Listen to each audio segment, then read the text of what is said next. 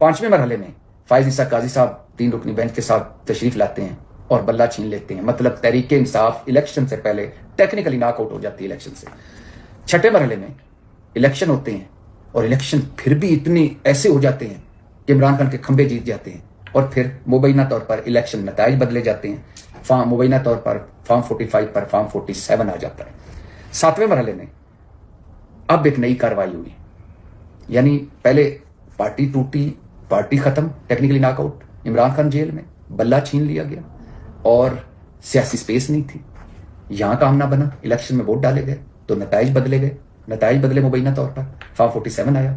یہاں بھی کام نہ بنا اور 180 کے قریب جو جیتے ہوئے ہارے ہوئے لوگ تھے، جو ایکچولی جیتے ہوئے لوگ تھے، وہ جب الیکشن ٹریبیونلز میں انہوں نے آنا تھا تو تب صدارتی آرڈیننس آ گیا، الیکشن ایکٹ میں تبدیلی ہو گئی.